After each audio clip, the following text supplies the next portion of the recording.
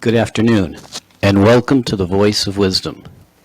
With over 60 years of experience as an investment banker, entrepreneur, investment analyst, economist, and venture capitalist, Morty Davis is Wall Street and capitalism personified. The over 400 companies for which he has raised more than $3 billion over the years have created a countless number of jobs and exciting new products. Through the Voice of Wisdom, Mr. Davis explores, analyzes, and debates the most topical political, economic, and social issues facing our world today. Joining Mr. Davis today for a discussion on the role of government is Lawrence Deputy Mayor Michael Fragin, as well as retired Nassau County Judge Vincent Pirrone. And now, Mr. Davis, Mr. Fragin, and Mr. Pirrone. Welcome back to the fun program, The Voice of Wisdom, the knowledge-producing program on the major issues. And I'm delighted to have join me today two of the most charming, charismatic, and truly brilliant individuals. Michael Fragin, who's sitting right next to me, and Vinnie Pirrone, who's going to be coming by a little later. So without further ado, I want to raise the issue that we're going to discuss and the differences between us. I assume, I hope they don't beat up too much on me, because I think both of them are more in favor of the Republican position that I am very critical of.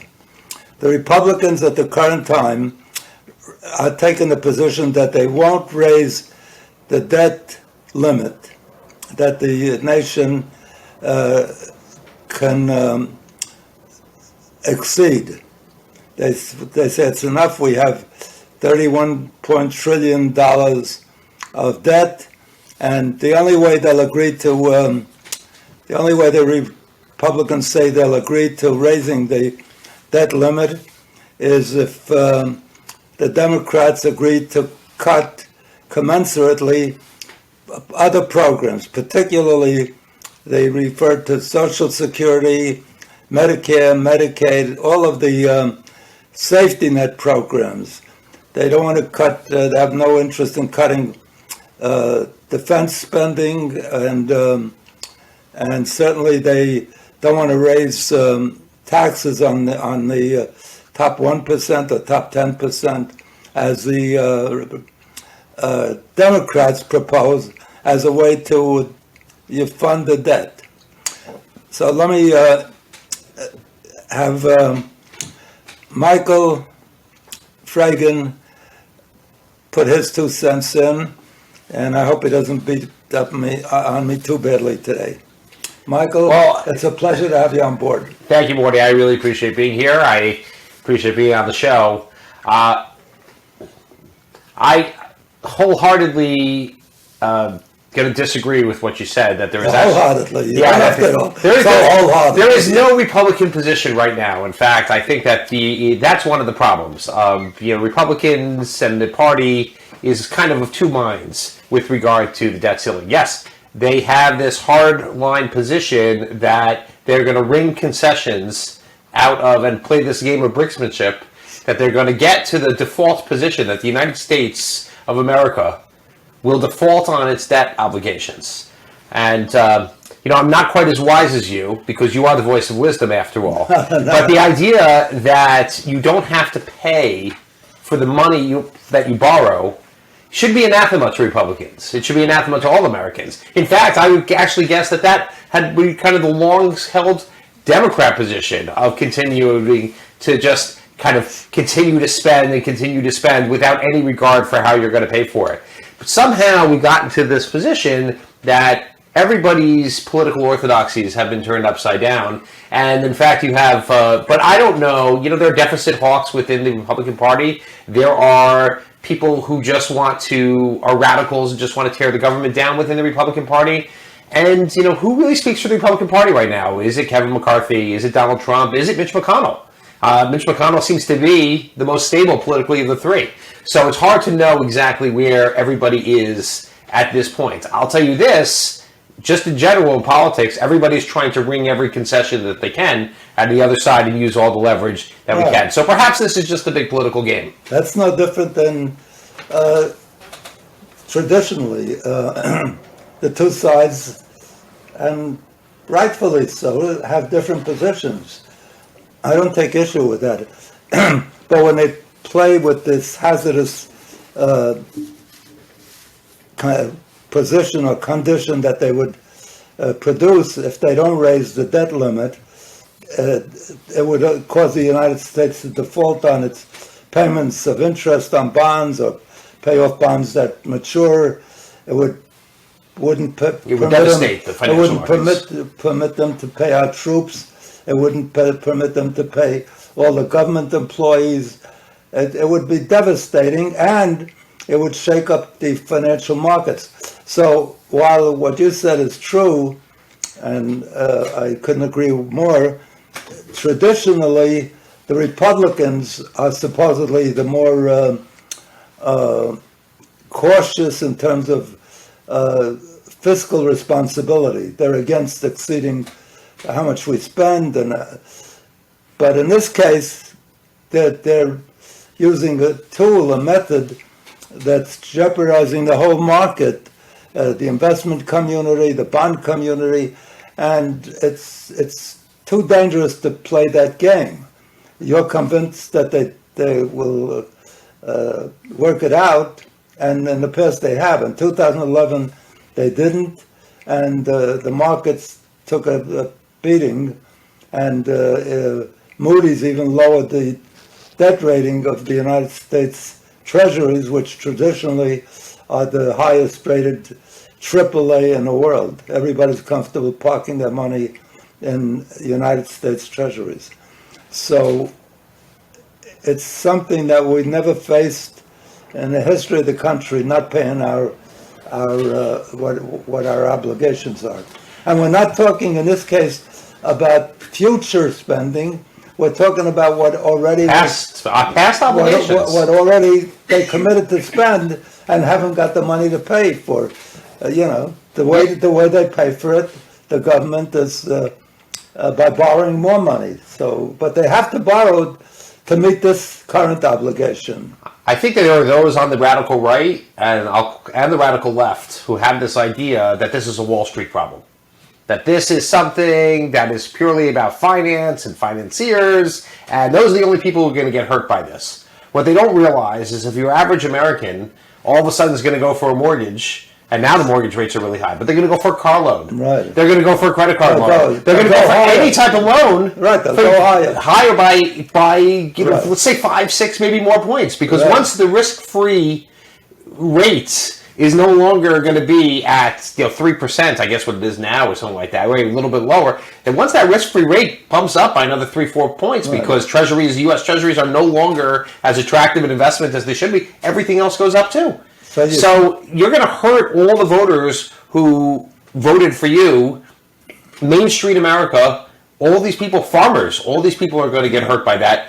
I think that is the disconnect that you have right now on right and left, that they view this as this is an elitist problem, not a real problem for most Americans. But most Americans every day, even if they're not necessarily in the stock market, they're not in the bond market certainly, but they certainly are using the financial system. Yeah, so you're sharing my view that it is dangerous if they continue along this path. I think it's beyond dangerous, and I don't think.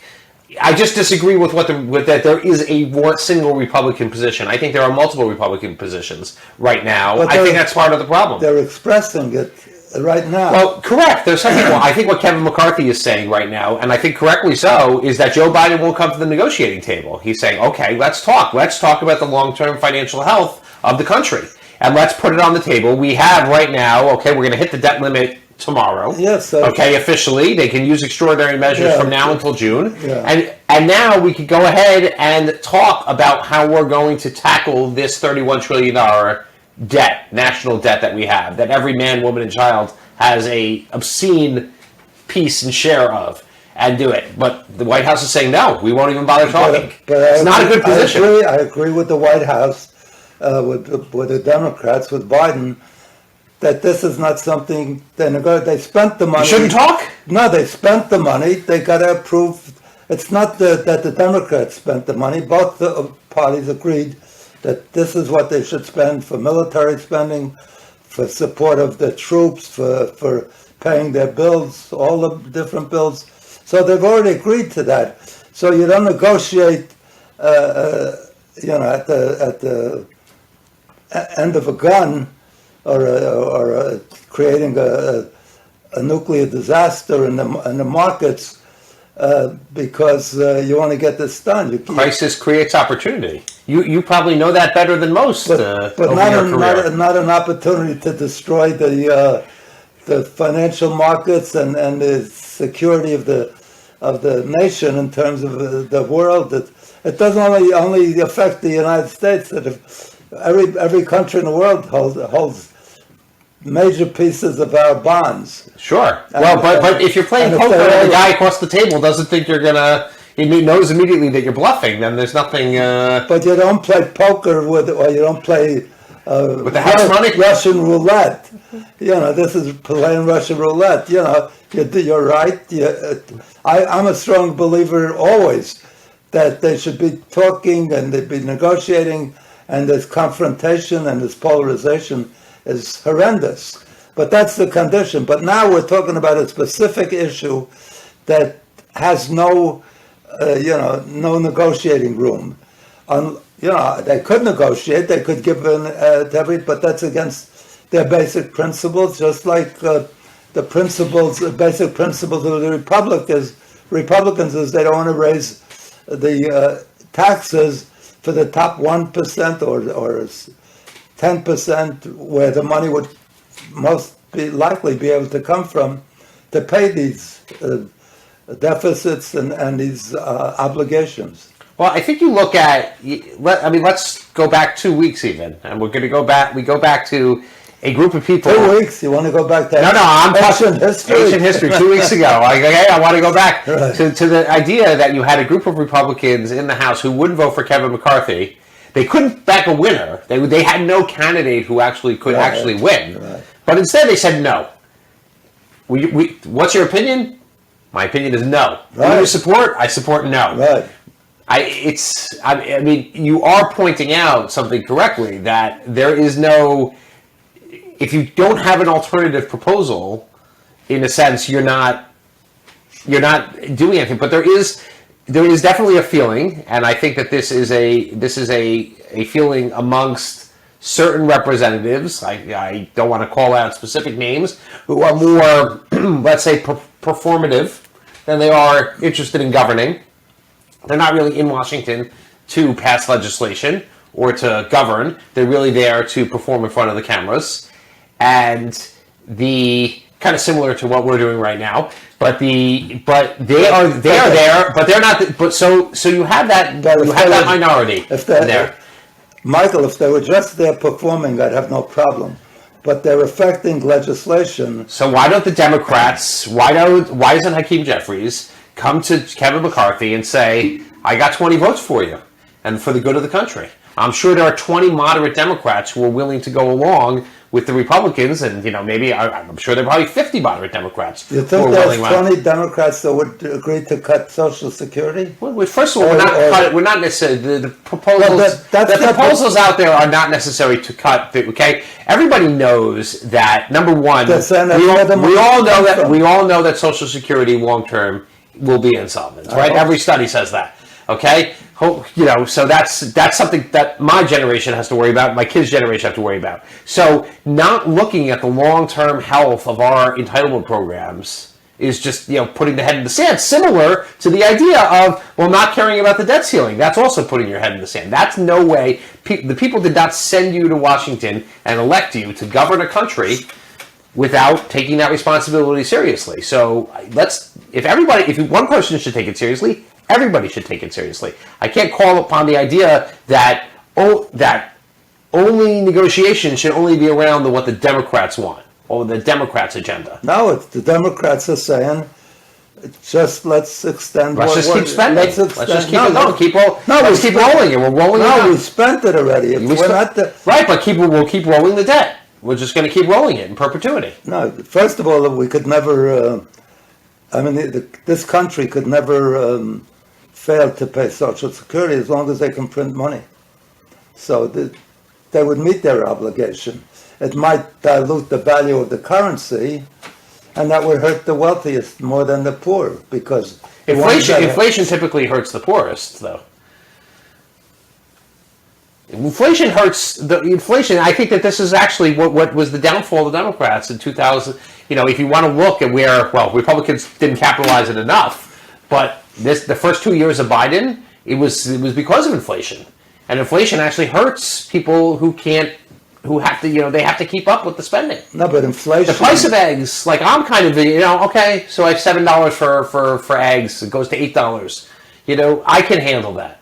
Okay, you, thank God, can handle that, right? But people out there, can't handle that. We're talking about the short term, and in the longer term. No, I'm talking about inflation in general. Yeah, inflation hurts the wealthy far more. Why? I think the wealthy have strategies too. No, why does it hurt them more? Because their buying power, their currency, the amount of money they saved buys much less. Right, but you don't have to be in cash. You can move your money around. The poor people can't move their money around. Well, it doesn't matter what they moved it to. Say they moved it to bonds, then they cash in the bonds. It buys much less. You can move it to a different country. You can move it to a different asset. I can put it in gold. Yeah, but poor people aren't buying gold. So when they bring it back to buy something, it buys much less. So inflation. You hope eventually inflation is going to pass. But over time. You're talking about persistent systemic inflation like the 1970s. Yeah. I'm talking about inflation like 2021, inflation 2020. Is devastating to the wealthy. For sure, I think it's devastating to the whole economy. No, short term it's devastating because if Joe Biden hadn't thought that he was FDR coming into 2021, and he's coming in, I'm going to pass this massive, and we're just going to spend, and somehow not. If I have no savings, it doesn't dilute the value of what I have. I have no savings. Yes, but your paycheck, your $500 paycheck goes a lot. That's a good point. But normally, the wages stay current. During this inflationary period, wages have gone up. To keep employees, but not to the rate that of people were paying a lot more. That was a complaint around the country of people were falling behind because the costs keep going up. A basket of groceries is significantly more expensive for people. Meat. Now the whole egg crisis is people, not just the avian flu, but people switching proteins because they can't afford meat anymore. Now they're going to eggs to get their protein. And so now eggs are now $7 a dozen. Well, that's another subject about the free milk. About the free markets and the opportunists.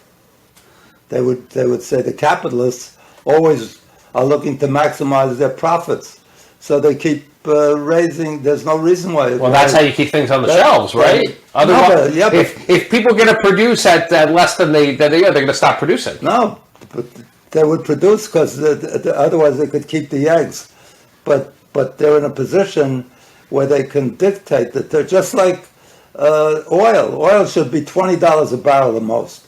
Every time OPEC decides that it shouldn't be there, it should be $80 a barrel, they announce they're cutting it and so forth.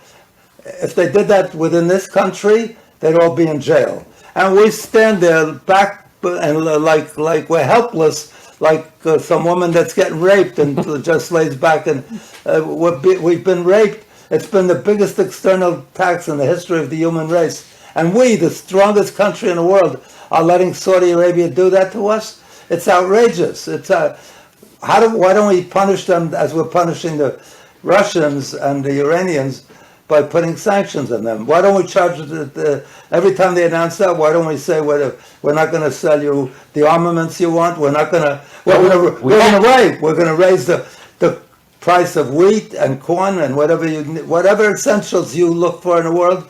We're going to return the screwing that you're doing to us. We have sanctions already on the Not on the Saudis. Well, I'm saying, but on the Iranians and the Russians. No, those are the ones that were. When we get angry at some countries, but I'm saying, well, maybe Joe Biden. There's nobody we should be more angry at than the people that contribute the most to the inflation. The oil companies raised it. You know, a little over a year ago, you know what oil was selling at from Saudi Arabia? Minus $40. They paid you for it. Well, that was in the beginning of COVID. Yes, yeah. Not at the beginning of COVID. Way the futures contract. They were saying that's no, right. not because oil was the demand fell off the cliff. Not future, instant. Right. Because why? It wasn't that demand changed so much. They had so much stored on every warehouse, on every freighter, on every oil tanker. They had nowhere where to put anymore, so they had to stop producing. Right. But the reason they pay you to take it is when they stop producing, there's a danger that when they open up the thing again, it doesn't produce or it produces much less. So they're paying you for them to be able to continue to drill. I would guess that the White House probably second guessing their own strategy for not engaging with Saudi Arabia and trying to avoid dealing with MBS. How do you negotiate with somebody that's raping you?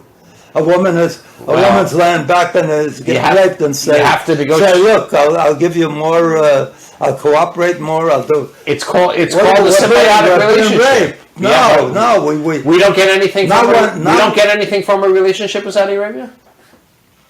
We get screwed. What do you mean? When I'm telling you that oil shouldn't be more than $20 if it was competitive, we believe in free markets. Right.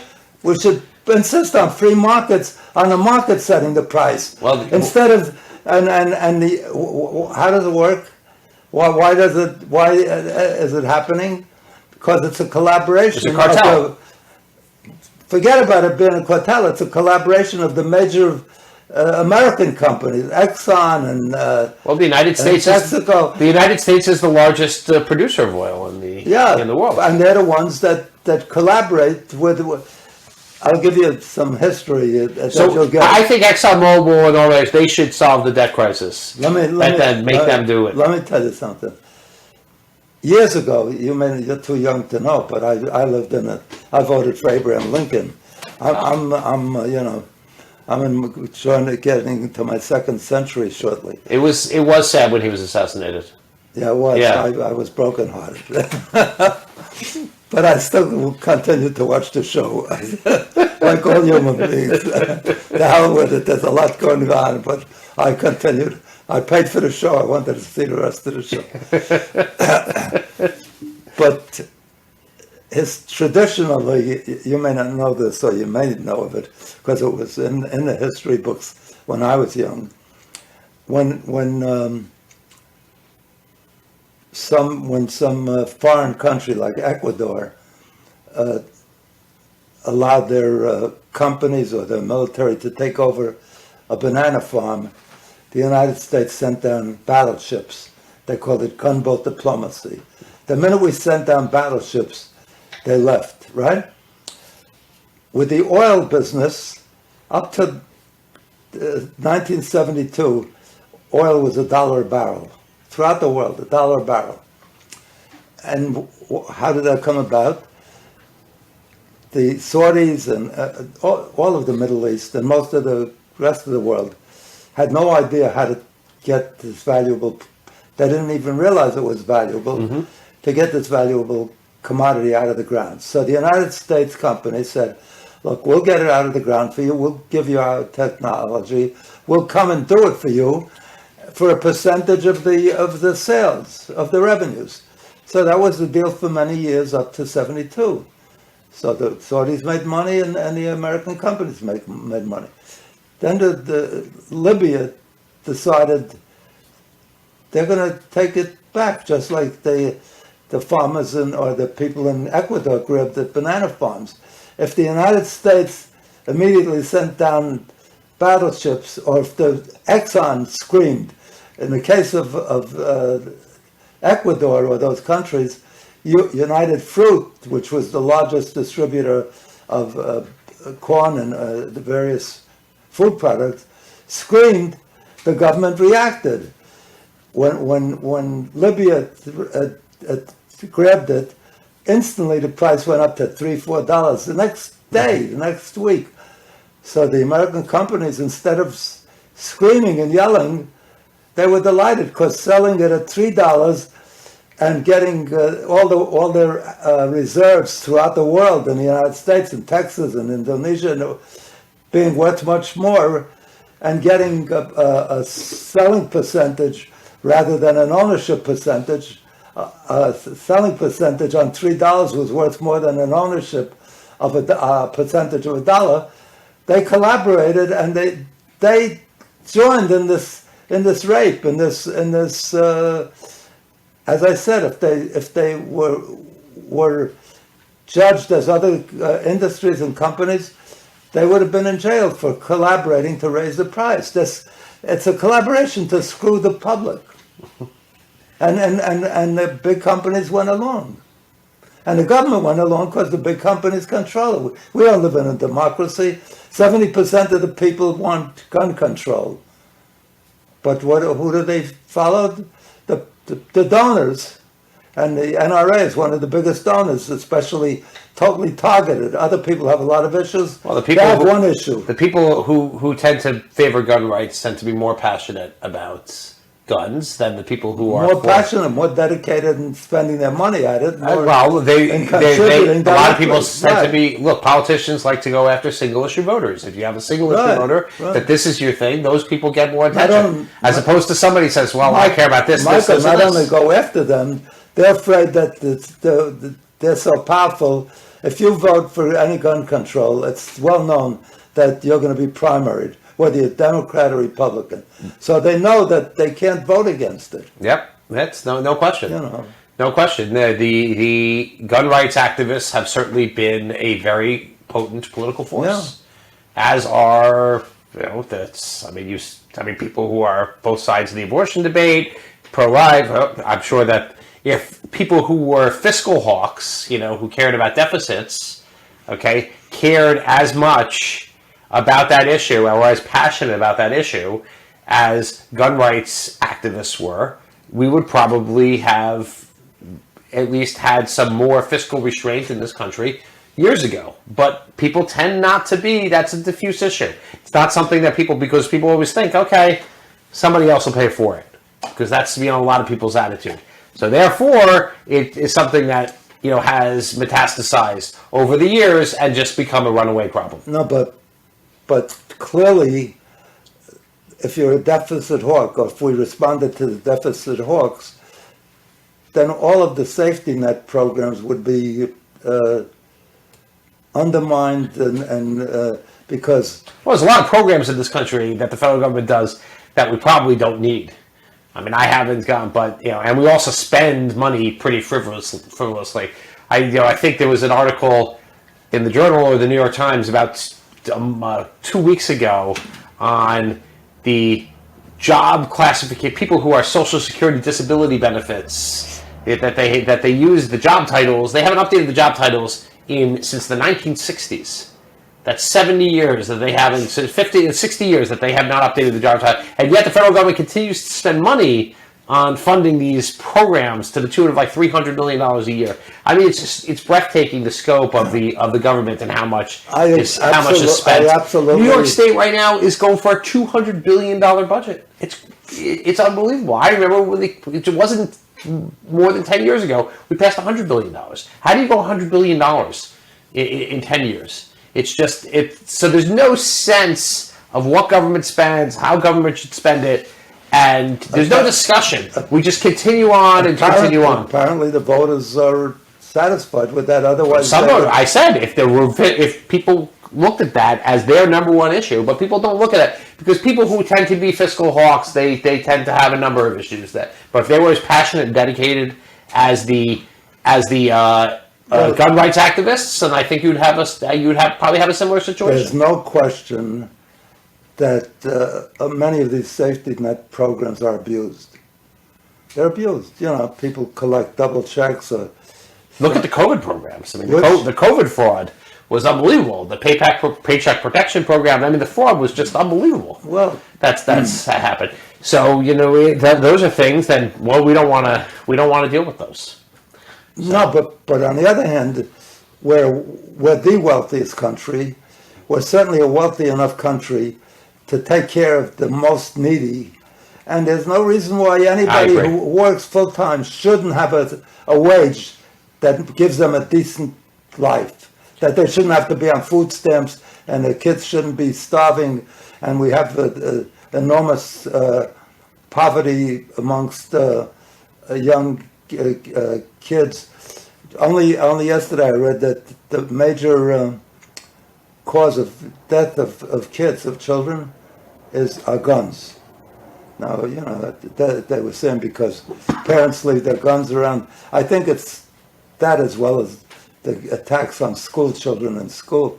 But, there's no reason we no other country has it. Yes, it's a tragedy. And, Every and single one other of them. countries have Denmark. There's what do you call it, Michael? I don't know if you're familiar. The UN or some other agency does the happiness. What is it called? The Index. Index. Thank you. Sure. See, I'm glad I invited because I'd be frustrated for the next half hour. I know what I'm doing. Sadly, I must depart. I apologize. This has been really exciting, a real treat for me. Sure. So thank you so much. I lost my wife. Now I lose you. Oh, wow. Your wife was one of a kind. I can't possibly measure up to that kind of talent. But anyway, So, there was nobody like Rosie. Don't be so humble. Trust me. So much humility. Trust me. But It's great to see you. the happiness index, the United States should be right on top, right Yeah, where we the should. wealth is. We should be. We're number 16 in the world. Sad. Which are the happiest?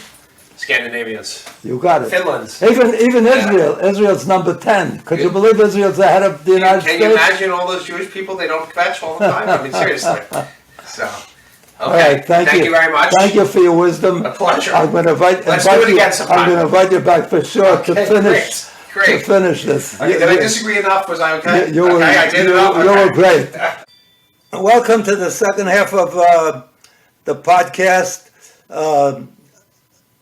The deputy mayor had an urgent matter and he had to leave.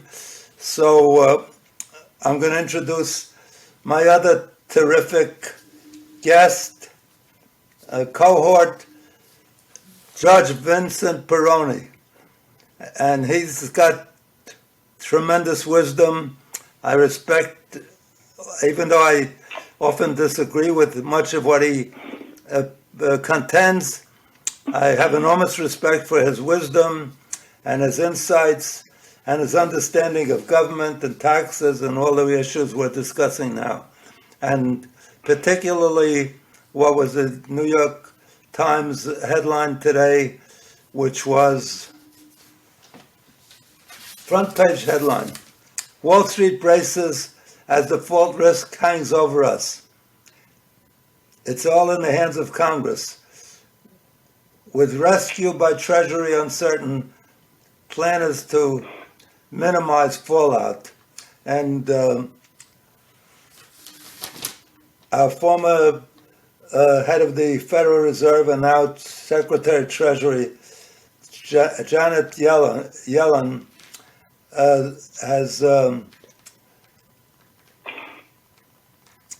has warned us against the danger of not raising the deficit, the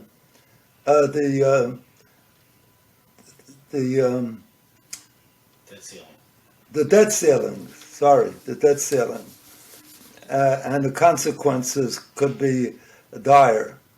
So let me introduce Vinny, my former tennis partner, a great tennis player. He used to beat me up in tennis. Now he's going to beat me up on my views, on my more liberal views. He's definitely a major conservative.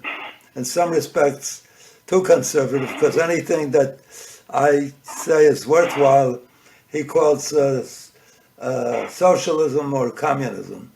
That's the use of the hawkish Republicans who apply pejorative implications on those words, socialism and communism, and they are negative.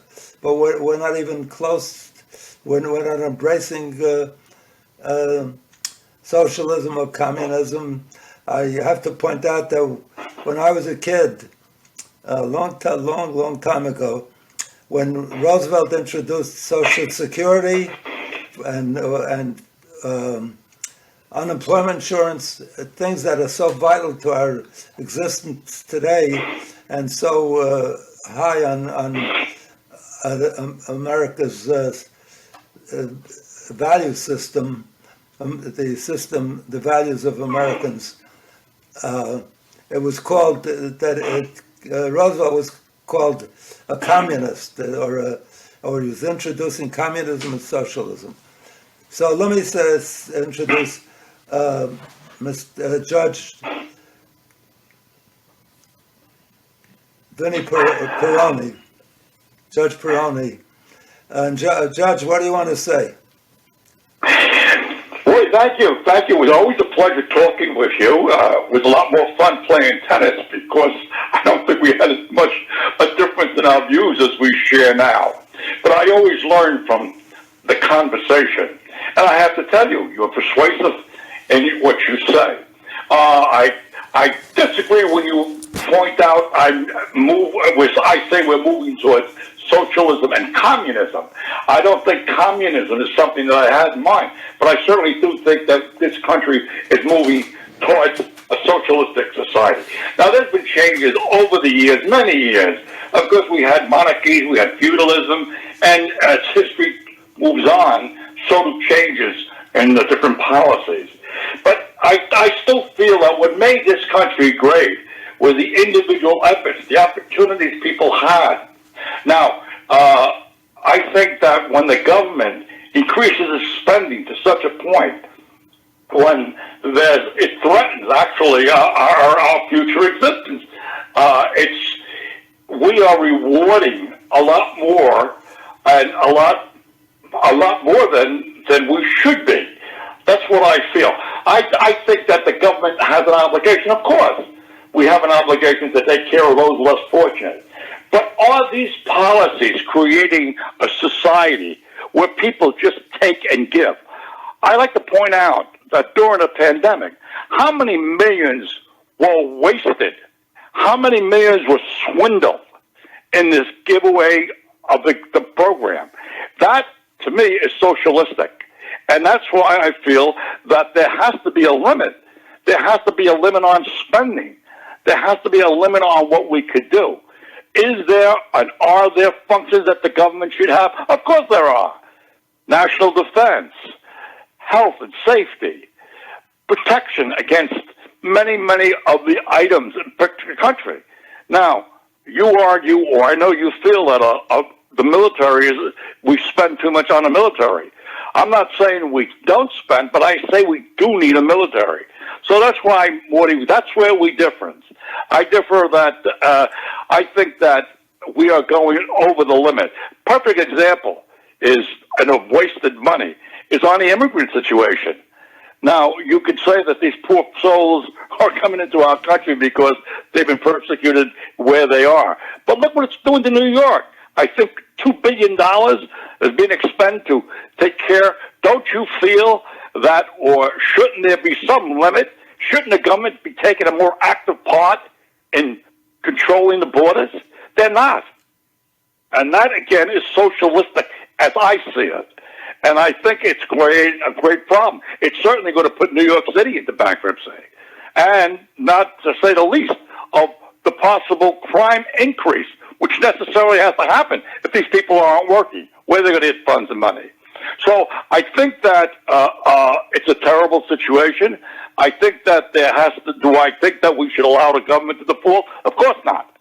I think it's important that we continue. It would be a disaster, as is reflected in the New York Times article that you read, and certainly will be reflected in the stock market. But again, I think that the individual should be rewarded based on his efforts and what he's done. To those who cannot or are unable for valid reasons, I think there's an obligation to help, support, and continue their existence. But to those who are sitting back on the gravy train and where these monies are creating a society that actually encourages non-work and beating the system as it has, I think it's a problem for this country. So that's where we differ, my friend Morty. Yeah, I know that you have strong feelings and in the opposite direction. Vinny, But it's always a pleasure. Vinny, you make a lot of good points, and certainly the government has a lot of waste, and some programs are overdone, and immigration may be one of them, although immigrants have historically, traditionally made major contributions to the advancements of this country, particularly as our birth rate is now declining. We're hardly replacing the people. So we need the influx of immigrants. The way it's handled is poor, but we definitely should increase the number of immigrants that are invited into this country every year. The question is it right to do it for political asylum?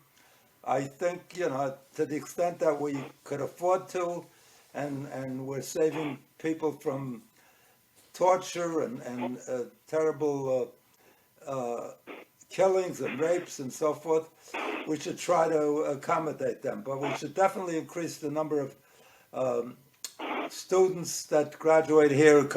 We have so many great students that come here to study and graduate with advanced degrees, and then we don't give them citizenship. They go back to their own countries. They should be immediately authorized, given extended path to citizenship to this country, because they're the ones that help make our technology, our science, our research so much more effective. But that's true that we're spending a lot, and probably not in the best way, in a perfect way. It'll never be perfect what we spend. But when you say during the pandemic we spent a lot of money, John Keynes, who was one of the greatest economists ever in my view, along with Adam Smith, who developed the idea of capitalism, was urged that during difficult economic periods, the government step in and to avoid major catastrophes like the Great Depression or the outcome of a pandemic where suddenly tons of people are laid off and production slows and people don't show up to work, so that much less taxes are paid and so forth, that the government has to throw that money into the pot. And then, unfortunately, unlike Keynes advised, but when times are good, pay down the deficit. That we never do. Congress is always willing to spend more, but to cut expenditures, to pay down debt, they're never willing to do. So, and I do feel that these safety net programs, even that are maligned all the time, people will rip it off, they get double and triple. Some of them are ripping off the government and the safety net by abusing it, by collecting more than they should, by not being entitled to it. They make claims. But on the other hand, we're a rich enough country, and I think the U.S. and the entire world is like a giant extended family, and ideally, shouldn't families take care of each other? So to the extent there are so many people in poverty, or children, there's over 1 million children that are in dire poverty, even in the United States, the wealthiest country in the world. And these safety net programs save the lives or make them tolerable of about 23 million people that without these safety net programs would be in horrendous poverty and ill and dying prematurely and so forth. So we do a lot of good things with our safety net programs, even though they're, as you point out, abused and there's a lot of waste, unnecessary waste. But that's part, we're not perfect. Even in the Constitution or the Bill of Rights, it says we should work towards a more perfect union. We're far from perfect, and ideally we should pursue the dictum that our forefathers advised us or urged us to provide. What's the dictum? Life, liberty, and pursuit of happiness. So if anybody has a full-time job, they should certainly get enough to have a decent life. Not a great life, but a decent, tolerable life. And that's something that the government should produce. And the countries that produce it are the happiest countries. The United States is the wealthiest country in the world, and it should be the happiest country in the world. And in the index of happy countries, the United States is number 16. The ones that are happiest are the ones that provide what I'm just suggesting. A decent lifestyle for their people. And that is Denmark, the Scandinavian countries. Denmark, Sweden, Finland, Norway, and the United States is number 16 in that happiness index.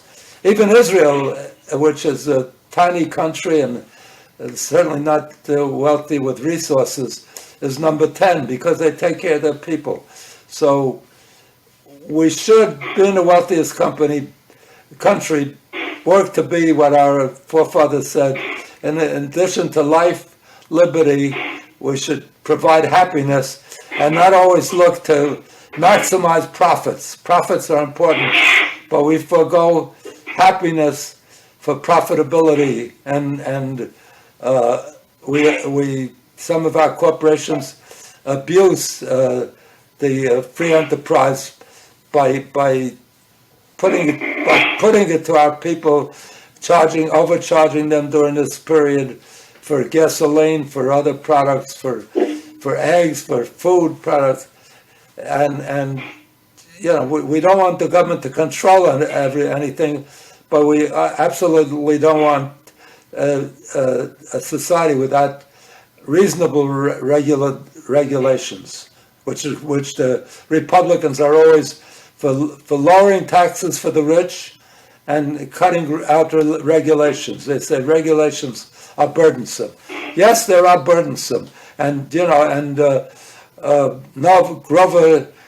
Norquist, one of the heroes of the extreme right, and certainly a deficit hawk, says we should reduce the size of the government to the point where we could drown it in a bathtub, as if the government is the... I think Reagan even said, the government's not the solution, the government's the problem. But the government does so many good things that we don't recognize. The FAA, which controls all flights of aircraft, of commercial aircraft, we haven't had a major loss of life on commercial aircraft for 30 years. That's a miracle when you think that they're flying over the ocean every day. Our cars break down, everything breaks down after years. It's all because the government runs the FAA. And the government runs the army well. It comes up with great resource inventions through the DOD, the Department of Defense, which it sponsors billions and billions of dollars of basic research that industry would never perform because industry is looking for a big payback, and government doesn't have to look for a quick payback. They can invest in the future. And even the deficit, when you think about it, is not that all the same of the same nature. When we spend it for military equipment, it's the end. It's gone. It's blown up in wars. It's when we invested in highways and schools and the things that make for a stronger society, for a stronger future, for a better economy. It's like having a deficit because you bought a house and you took a mortgage. You're not worse off. You're better off. You do have a deficit. You do have a mortgage, but you are better off than you were before you bought the house. And when you finally pay it off, you're way better off. So deficits are useful if they're used for the right things. If they would spend it for defense of all the things that are going to kill us, you and me, my children, the President of the United States, Congress, the senators, their children, to defend against the things that are going to kill us, because few of us, if any, are going to get killed by foreign terrorists coming on shore. Yes, we did have 9/11, but that's one incident that killed 3,000 people. None of us are going to die, or very few of us, a tiny portion of us, but we're all going to die from cancer and heart disease and Alzheimer's and Parkinson's and diabetes and all these harrowing, heinous diseases. That's where we should spend our defense dollars. Defense against that. I don't mind producing deficits for that, but for military equipment to fight wars all over the world, which we are doing, which we've been doing for the last, since the end of the Second World War. We haven't won any of the wars. We've lost our most precious young men and women and our treasure, our blood and our treasure. So it's time to change our priorities and our behavior and invest in the things that make for all our citizens a better life. Vinny, do you take issue with that, or is that socialism or communism or what? Well, first of all, Morty, I have to go back to the immigration problem. You gild the lily and gloss over it and talk about the wonderful students. And certainly I can only, there are so many wonderful things. Our country is built on immigrants to a great extent. However, but there was limitations. You talk about the students doing well. How about the gangs that are coming from this country, these young people who are recruited? The minute they come over here into gangs, the crime that escalated, more murders are being committed in the name by these same immigrants, these wonderful that you talk about. And you know, it was interesting. Of course, I once had an opportunity some time ago to see and look at the immigration policies of other countries. It's strictly limited. It's nowhere near what ours is. We opened up the doors, and not only that, but now we're doing worse. We're allowing people illegally to come over the border.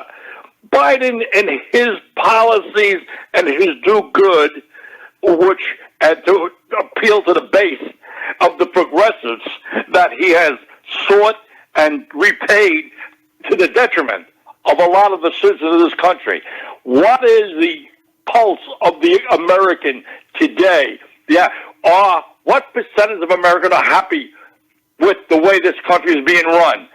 More are, I would say, are against or are not happy, are disappointed, certainly because of policies. There's a lot more to the waste. You talk about the rich and the wealthy. How did they get there? They got there through this system of, quote, capitalism.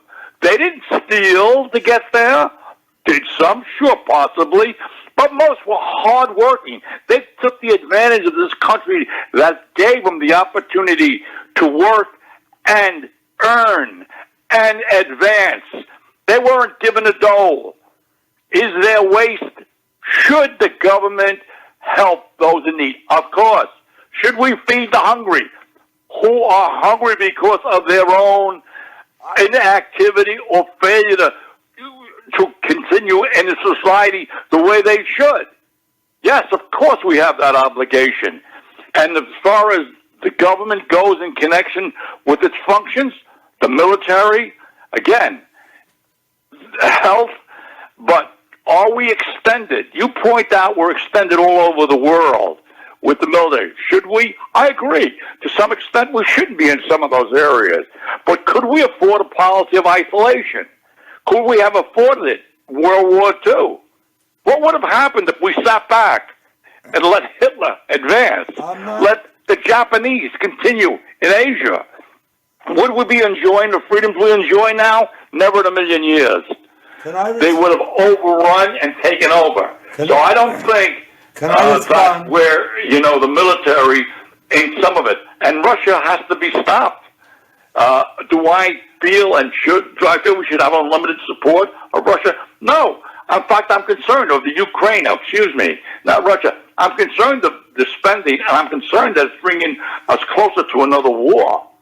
I wonder, and I agree with you, that we shouldn't be in a lot of the areas. We shouldn't have been in Vietnam. I've been to Vietnam.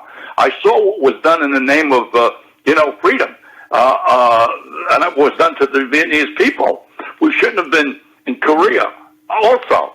But again, there's got to be limitations on what we do and what we don't do. And I think that we've exceeded those limitations today. Okay, as I pointed out to you earlier at some juncture in our conversation, maybe not on this conversation, but the United States has never been attacked in its whole history by a foreign nation. Going back, the last time it was attacked by a foreign nation is when we were still a colony of Great Britain, and the British attacked the United States. Since then, we were never attacked. World War II was submarine activity offshore. We were never. There were Germans that were put ashore. We were never. There were Japanese that sunk vessels. Yes, we were never attacked. There was, certainly, and they were executed. I lived through the Second World War. We were never attacked once on our own land. Never. We had. At school there were balloons that were sent over that exploded and created, if I recall correctly, one woman was a casualty as a result of some of the balloons that were released by the Axis powers in the United States. So I consider that an attack. I consider attack when Germans are put ashore and created havoc in Canada. That's an attack. Vinny, you're exaggerating. If one woman was attacked, or even if 1,000 women were attacked, we were never attacked on our land. Pearl Harbor was attacked, but it was not part of the United States. We had our Navy down there, and they bombed out battleships and our destroyers and so forth. We've never been attacked. We're the only country that's never been attacked and have been in so many wars. But let me go back to let me go back. Morty? What? Should we have ignored what happened in Pearl Harbor?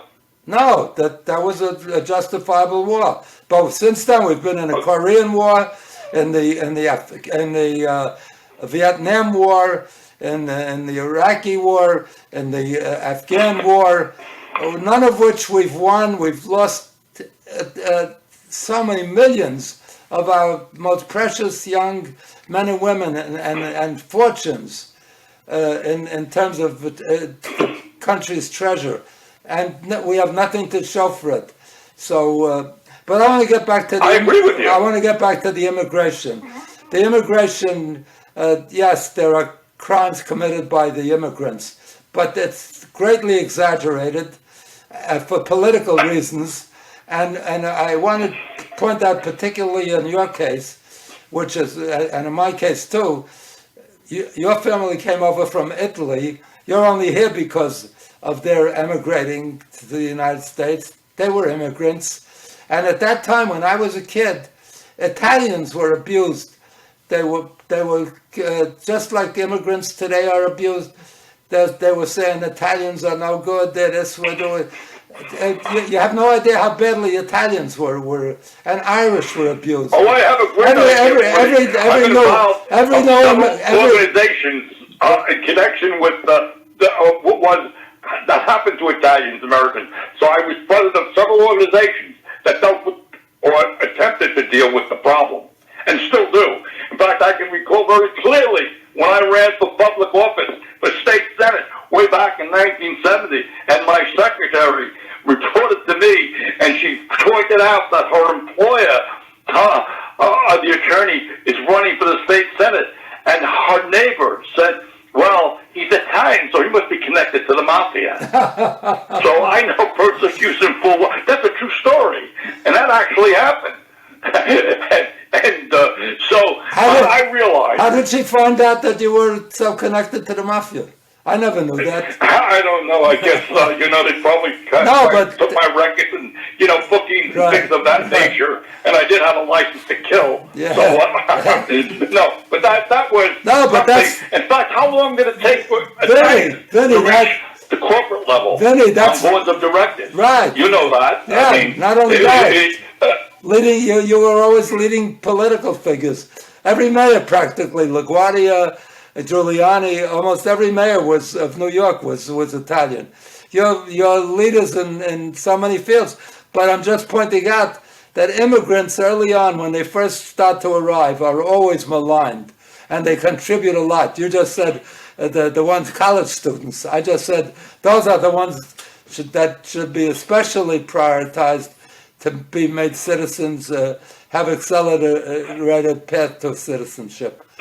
So, you can make anything terrible, all of the good things that this country does to help its least, the most vulnerable, its least blessed. You can make it a terrible thing because it leads to deficits.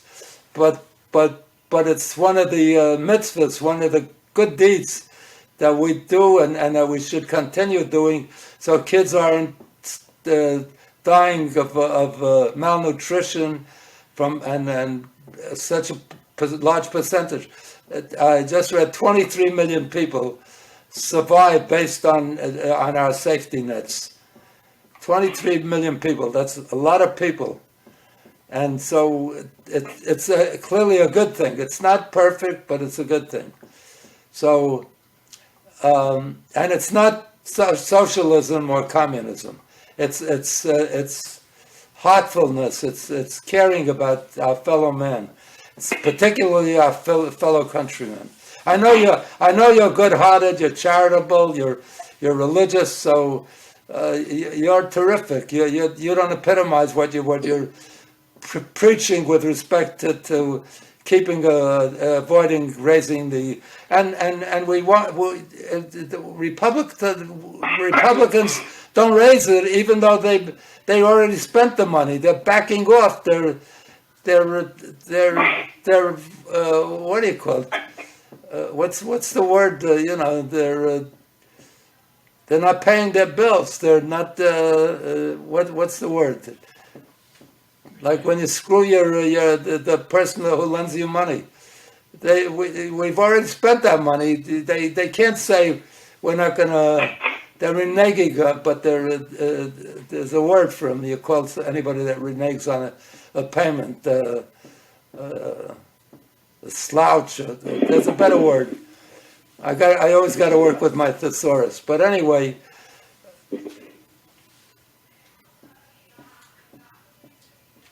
we have to raise this thing because it's very hazardous to leave it out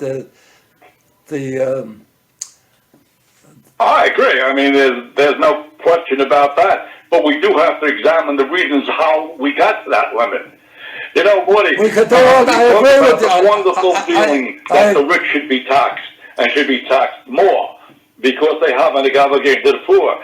But I don't know. How does the person who lived or born in poverty, so to speak, or let's put in financial situations which weren't exactly ideal. He struggles, he educates himself, he advances, and he earns money. Now they're saying that you shouldn't have all that money that you've earned. You have an obligation to give to others, and especially when others are abusing that privilege. How do you justify that? Don't you think that's what the American people, when they say a great deal of them are dissatisfied with what's happening in this country today? I feel that's a reason, and I feel it's a darn good one too. I'm writing a book now on what would you do if you were king, and one of the statistics I found remarkable is that the best periods in the United States economy, was when the taxes were the highest. 90% was the marginal tax rate, and the economy was the best ever during those periods.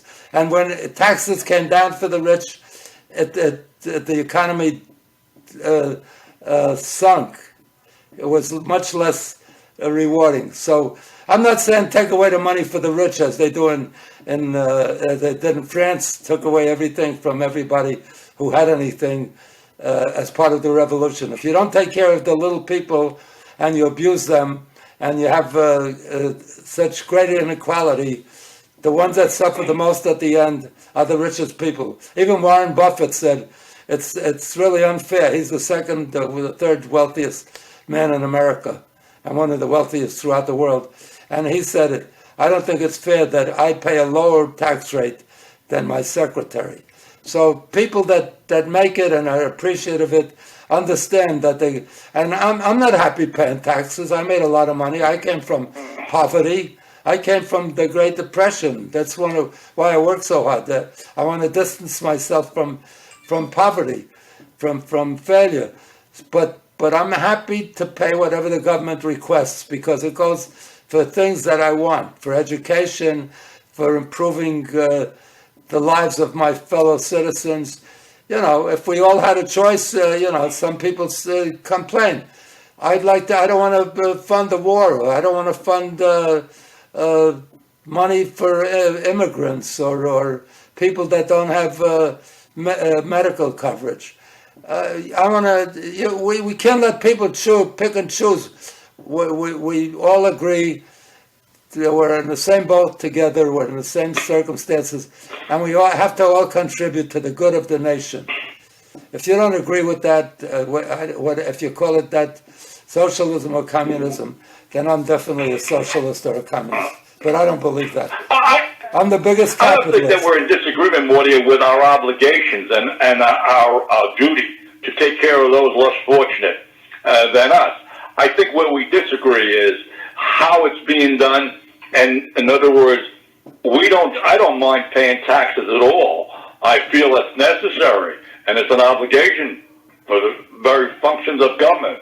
But I think we disagree in how the money is spent and the waste that goes on, and for when it's spent for the things that are unjustified or shouldn't be spent on those things at all. And that's probably the difference between the people on the right and the people on the left, whether you call them socialists, whether you call them, traditionalists. I think that's where the divide is, and that's unfortunately it's a big divide in this country at this point. Probably the greatest that it's ever been since the Civil War. Judge Pirrone, Vinny, I really appreciate your offering your great wisdom to our audience and to myself as well. I always learn something from you, even when you disagree with me, or maybe especially when you disagree with me. And we're going to continue this dialogue because it's important. So we'll do it again soon. But our time is up. So thank you so much. Thank you.